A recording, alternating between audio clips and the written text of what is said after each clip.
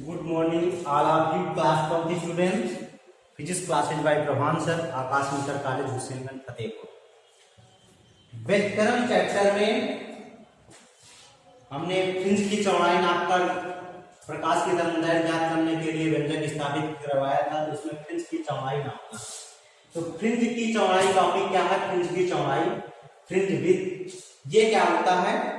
Fringe की चौड़ाई होती है दो क्रमागत फ्रिंजों के बीच की दूरी। दो क्रमागत फ्रिंजों के बीच की दूरी को फ्रिंज की चौड़ाई कहते हैं। फ्रिंज की चौड़ाई को W से डिनोट करते हैं। इसके लिए दीप्त और अदीप्त फ्रिंजों की स्थितियां प्रदर्शित किया गया है। ये जो काली पट्टियां जो प्रदर्शित हैं, इसको नाम देते हैं अदीप्त फ्रिंज। ये अदीप्त फ्रिंजें हैं, वो जो सफेद बीच में ये पट्टियां दिख रही हैं, इनका नाम होता है दीप्त फ्रिंज की स्थितियां। दीप्त फ्रिंज की स्थितियां सफेद हैं और एक काले फ्रिंज की स्थितियां क्या है? अदीप्त फ्रिंज की स्थितियां। दीप्त फ्रिंजों की जो बीच की दूरी होती है, ये डी लैम्डा बाई डी होती है। यहाँ से स्मॉल डी जो है D lambda by small d, और ये अदीप्त फ्रिंजों के बीच की दूरी भी और भी चौड़ाई होती है D lambda by small D. कहने का मतलब है, इसके लिए व्यंजक कैसे स्थापित करते हैं? तो मान लेते हैं कि एमवी तथा एम प्लस वन भी, क्योंकि एम प्लस वन को लिया क्रमागत मतलब लगातार, तो माना एमवी तथा एम प्लस वन भी दीप्त फ्रिंजों की केंद्रीय फ्रिंज से दूरियां क्रमशः एक्सएम व एक्सएम प्लस वन क्रमागत है। इसलिए एम पहले एम मान लिया गया, तो दूसरा एम प्लस वन हो गया, उसके बाद एम प्लस वन आएगा, एम प्लस टू आएगा, ऐसे एक बढ़। इसीलिए यहाँ पर दो के बीच की दूरी लिया गया है, तो एक्सएम तथा एक्सएम प्लस वन ले। इनके लिए हमने फ्रिंज की स्थितियां पिछले व्यंजक से ये बताया था। एक्स बराबर क्या निकला था? D lambda upon small D. तो जब एम ले देते हैं तो एमवी के लिए यहाँ पर एम एक्सएम बराबर क्या है? M D lambda upon small d. इसीलिए एक्सएम बराबर क्या होगा? M D lambda upon small d, और x m plus one equal to क्या हो गया जाकर? M plus one d lambda upon small d. फ्रिंजों के बीच की दूरियां क्या होती हैं?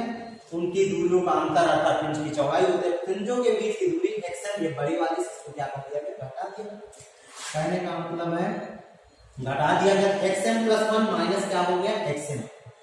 तो अब यहाँ पर X M plus one minus X M, X M plus one का मान कितना है? M plus one D into D lambda upon small D, minus X M का मान M D lambda upon small D. इसका गुणा किया गया तो M D lambda upon small D plus D lambda upon small D minus M D lambda upon small D. इससे इसको क्या कर दिया गया? कैंसिल कर दिया गया, प्लस में माइनस कैंसिल, बचा कितना? D lambda upon small d. यही d lambda upon small d क्या है? फ्रिंज की चौड़ाई है, क्योंकि परिभाषा यही है कि दो क्रमागत फ्रिंजों के बीच की दूरी को फ्रिंज की चौड़ाई कहते हैं। इसे W से प्रेरित करते हैं। फ्रिंज की चौड़ाई W बराबर क्या होता है? D lambda upon small. तो ये फ्रिंज की चौड़ाई का व्यंजक था, और तीव्रता और आयाम के पदों में व्यंजक स्थापित करवा दिया था। उससे संबंधित निम्नलिखित है। पहला निम्नलिखित क्या है? दो तरंगों की तीव्रताओं का अनुपात दिया गया है, जो कि 25 अनुपात क्या है? 16। उनके आयामों का अनुपात क्या होगा? आयामों का अनुपात ज्ञात करना है, और यदि दोनों तरंगें व्यतिकरण उत्पन्न करती हैं तो उनकी महत्तम तथा न्यूनतम तीव्रताओं का अनुपात ज्ञात करना, अर्थात आई मैक्सिमम अनुपात आई मिनिमम। तीव्रताओं का अनुपात दिया गया I1 अनुपात I2 इक्वल टू 25 अनुपात 16। तो आयामों का अनुपात A1 अनुपात A2 ज्ञात करना है। तो तीव्रता सदैव आयाम के वर्ग के अनुपाती होती है, I proportional A square.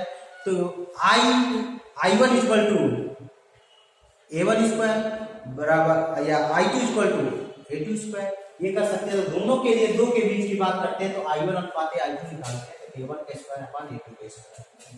I1 अनुपात I2 मान 25/16, 25 अनुपात 16 था, 25/16 हो गया।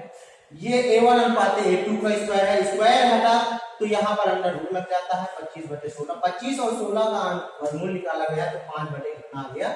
4। तो A1 अनुपात A2 इक्वल टू कितना आ गया? 5 अनुपात 4। अधिकतम तीव्रता, अगर तीव्रता क्या होता है? दोनों आयामों का अगर अधिकतम मतलब समकोशी व्यतिकरण होता है, न्यूनतम मतलब विनाशी व्यतिकरण। विनाशी व्यतिकरण इसका मतलब ये होता है, अगर आई मैक्सिमम निकालना तो दोनों आयामों के योग का वर्ग कर दिया जाता है, और न्यूनतम के लिए दोनों आयामों का अंतर का वर्ग कर देते हैं। इसलिए अधिकतम गिब्स आई मैक्सिमम बराबर के a1 प्लस a2 का स्क्वायर, मिनिमम आई मिनिमम बराबर के a1 माइनस a2 का स्क्वायर। दोनों का अनुपात कर दिया गया आई मैक्सिमम अपॉन आई मिनिमम के a1 प्लस a2 का स्क्वायर और k into a1 minus a2, k से k कैंसिल हो गया, स्क्वायर है। अब यहाँ पर दिया गया a1 अनुपात a2 इक्वल टू 5/4, 5/4 है, तो ये a1 का मान निकालते हैं a2 बटे में इधर गुणा में चला गया, 5/4 a2 हो गया। तो I maximum upon I minimum equal to कितना है a1 प्लस a2, a1 का मान कितना दिया गया है 5/4 a2 प्लस a2 का स्क्वायर, a1 का मान इसमें 5/4 a2 माइनस a2 का स्क्वायर। अब इसमें 4 एलसीएम ले लिया गया, यहाँ पर 4 एलसीएम ले लिया गया है, 4a2 मतलब 4 एलसीएम ले लिया गया, तो यहाँ पर 4 एलसीएम लिया गया तो 4 एकम 5a2 प्लस 4a2 आ गया बटे 4। यहाँ पर इसमें भी 4 एलसीएम ले लिया गया है, यहाँ पर तो कितना आ गया जाता 5a2 माइनस 4b2। इस देखो अब यहाँ पर इसको 5a2 प्लस 4a2 कितना हो गया 9a2 अपान कितना आ जाएगा यहाँ पर 4 आ जाएगा, ठीक है। यहाँ पर 5a2 से 4a2 घट जाएगा तो कितना आ जाएगा 5 में 4 घट गया 1 a2 अपान कितना आ जाएगा 4 आ जाएगा। और पूरे का स्क्वायर कर दिया इकट्ठा, तो इस 4 से 4 क्या हो गया कैंसिल हो गया, और 9 बटे कितना आ गया, ये a2 से a2 कैंसिल हो गया, 9 बटे 1 आ गया, स्क्वायर कर दिया गया। तो स्क्वायर किया गया तो I maximum upon I minimum equal to 9 का वर्ग 81 हो गया, 1 का वर्ग 1 हो गया। अनुपात निकाल दिया कि आई मैक्सिमम अनुपात आई मिनिमम इक्वल टू 81 अनुपात 1 आ गया। यही आपका आंसर हो गया कि अधिकतम तथा न्यूनतम, महत्तम तथा न्यूनतम तीव्रताओं का अनुपात 81:1 और आयामों का अनुपात a1 अनुपात a2 इक्वल टू 5:4 हो गया। अगला क्वेश्चन है समान आवृत्ति की दो तरंगों के आयाम 5:3 के अनुपात में है।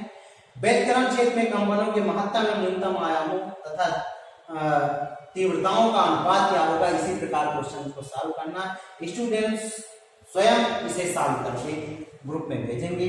आशा करते हैं आप लोगों को समझ में आ गया होगा। Thanks for watching this video.